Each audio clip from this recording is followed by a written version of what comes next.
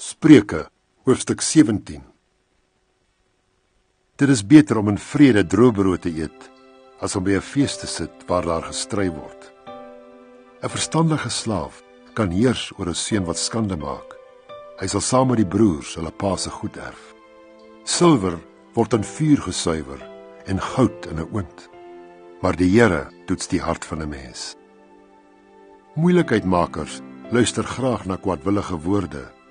Leuenaars gee aandag aan bedrieglike idees. Iemand wat 'n arme mens spot, beledig sy maker. Iemand wat lekker kry oor 'n ander se ongeluk, sal self nie daarvan vrykom nie. Kleinkinders is vir grootouers soos 'n koning se kroon. Paas is vir hulle seuns 'n trots. Welsprekendheid pas nie by 'n dwaas nie.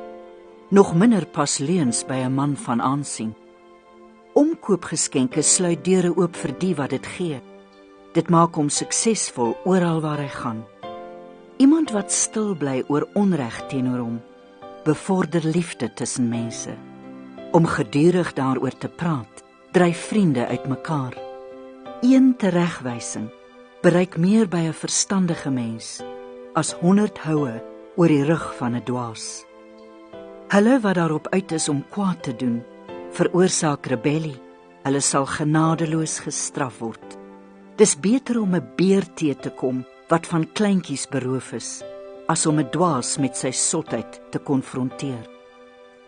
As jy goed met kwaad vergeld, sal kwaad nooit uit jou huis verdwyn nie. Om rusie aan die gang te sit, is soos om 'n sluis oop te trek. Staak liewer die stryery voor die vloed jou tref. Die Here verafskiet 2 dinge. Iemand wat die skuldige onskuldig verklaar, en iemand wat onskuldige mense skuldig verklaar. Dit het geen nut om vir 'n dwaas geld te gee om wysheid te koop nie. Hy het geen behoefte aan wysheid nie. Op 'n vriend se lojaliteit kan jy altyd reken. Jou broer is gebore om jou te help wanneer daar probleme is. Iemand wat bors staan het nie verstand nie.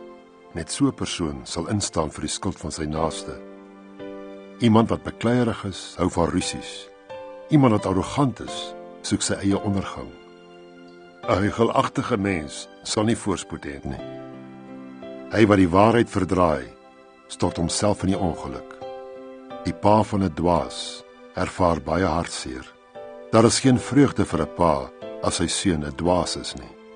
'n Vrolike mens is soos goeie medisyne.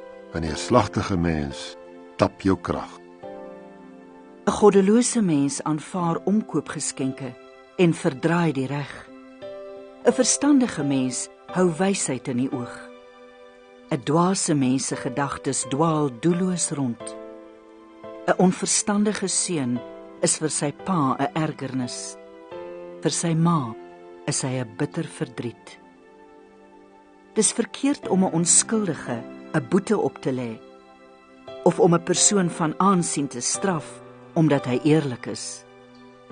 Iemand wat kennis het, praat nie baie nie. Iemand met insig bly kalm.